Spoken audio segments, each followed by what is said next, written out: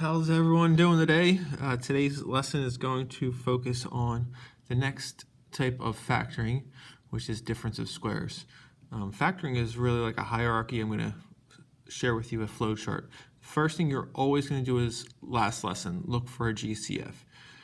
So that's why that was the first lesson. And then once you have look for a GCF, whether there is one or not one, you kind of go into different splits of or tier of the hierarchy. And then if you have two terms after that, there's an option of difference of squares. So difference of squares, if there is an expression with only two terms, okay, so that's key, only two terms, both of the terms are perfect squares, and the terms are being subtracted, then you can factor that with what we call difference of squares. So this is what you have to start with.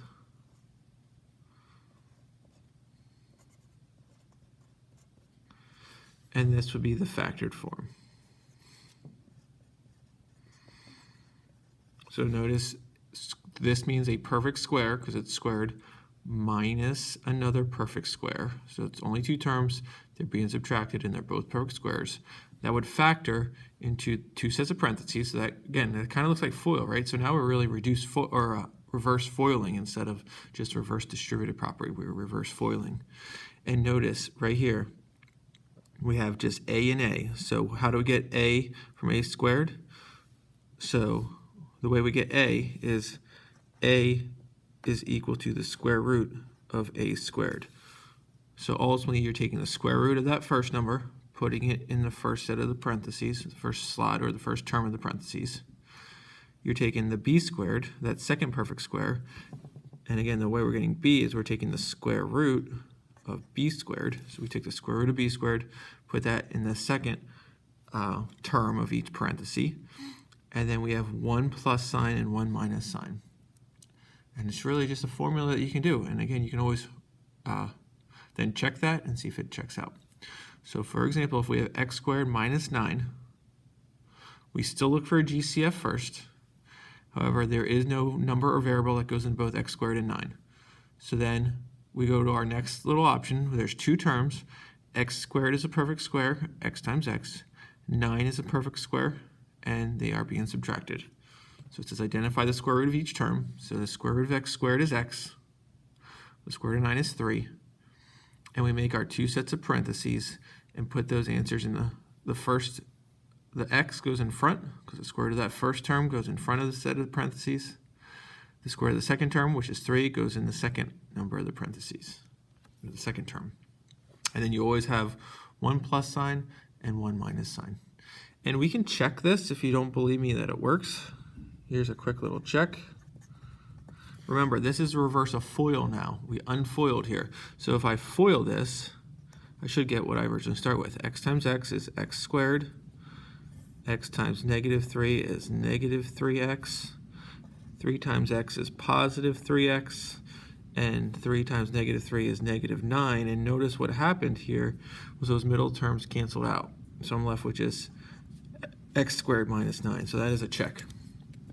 But again, your final answer, the factored form, is this right here, x plus 3 times x minus 3. This was just a check to make sure it actually was factored correctly. All right, as we go to example 2, again, I look for a GCF first.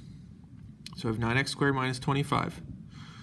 There's no GCF, no number or variable that goes into both, 9x squared and 25. So then I go, all right, well, I have two terms, and 9 is a perfect square, so is x squared. 25 is a perfect square, and they are being subtracted. So again, I'm going to make two sets of parentheses. And if I take the square root of 9x squared, square root of 9 is 3, square root of x squared is just x. So 3x and 3x. I take the square root of 25, which is 5, and then I do 1 plus, 1 minus. And again, if we did check it, I'd have 3x times 3x is 9x squared. 3x times negative 5 is negative 15x. 5 times 3 is positive 15x. And 5 times negative 5 is negative 25. And those middle terms, again, cancel. You're left with 9x squared minus 25. So it does check. You don't have to do the check, but you can always do that if you want to double check yourself. Let's do example 4 as well together. remember I said always look for a GCF first. And in this case, we actually do have a GCF because 9 goes into both 9 and 36. So I'm just going to write up here GCF equals 9, and then there's an x to the fourth and x squared, which means they each have at least x times itself 2 times. So x squared is also part of my GCF. So remember, that means I'm going to divide each of my terms by the GCF, 9x squared. So the 9x squared is what's going in front of my parentheses, the GCF. I divide, 9 divided by 9 is 1, x to the fourth divided by x squared is x squared, minus 36 divided by 9 is 4, and the x squares cancel.